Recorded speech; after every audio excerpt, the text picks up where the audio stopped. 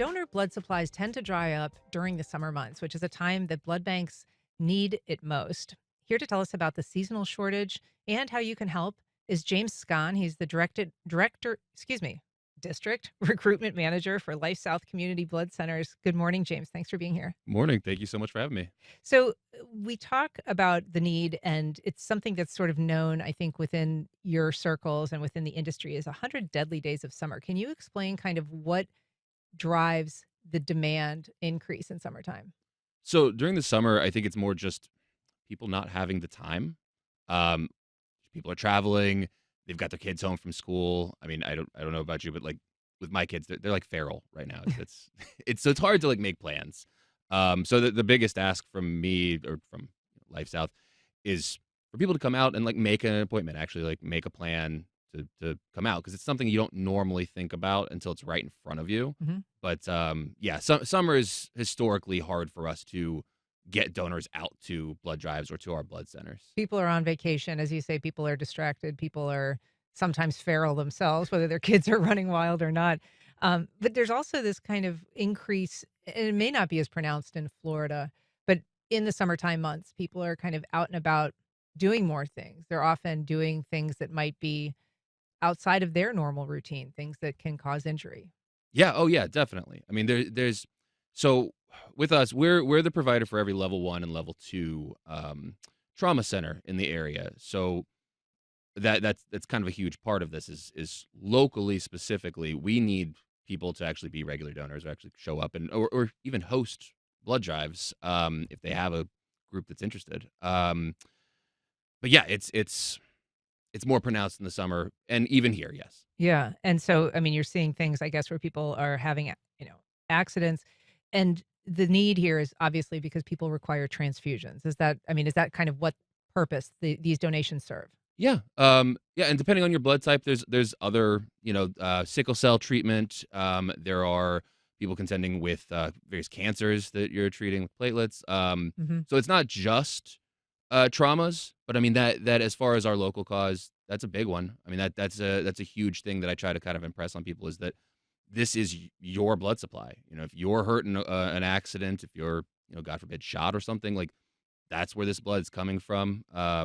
You're very likely being transported to either UF Health or Baptist places we survive or we provide for rather. You're probably taking trauma one or life flight to that we provide for them as well.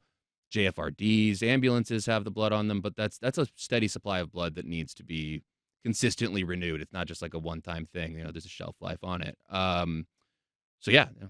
Yeah, and so, I mean, does the fact that Life South services a, local, um, customer base, do you find that that's important to people when you're messaging to them about kind of the need to donate, that this is something that could help their neighbors, their family members? Yeah, absolutely. I think it's my biggest pitch to people is like this is for you. This is your community. I mean, in addition, there's benefits that they can gain from it. I mean, it's a nice experience. You are helping people. You'll get some kind of a swag or a gift card or a shirt. You a lot of community partners will also give away things. Like Fishware Brewery is nice enough to provide like free beer, token for people if they donate at one of Not their while you're drives. donating. No, no, not while you're donating. That'd be kind of cool, but no, not while you're donating. But yeah, to renew later. Yeah, you can get things out of it too, but hopefully, I hope people understand the communal need and that's their real driving factor. Yeah, and we joke about it. I mean, in terms of who's eligible, they do sort of recommend that you haven't had alcohol within 24 hours. Mm, Usually, they ask that you're at least 110 pounds yes. and 17 years old. 16 with parental consent. We have Okay. like forms that if you have a 16-year-old that's interested and is health, we'll give you basically a quick screening beforehand to make sure you're healthy to donate, regardless of your age and who you are. But yeah, we have like forms that a parent could sign for a 16-year-old because we go to high schools. We do blood drives at the high schools too. Sure, sure. And other advice, just make sure that you've kind of had a decent meal, that you're not going in there on an empty stomach. Yeah, stay hydrated. Eat a good meal. Yeah, and just don't psych yourself out. I think a lot of people get it in their heads that they're gonna have a reaction, and that's pretty rare. But when they get it in their heads, their likelihood kind of increases. So that's another, little thing to kind of think about. Like, cool down. You're doing a really great service for somebody. You can sit and scroll your phone while you do it. It's a pretty casual affair, and you're literally saving local lives doing it.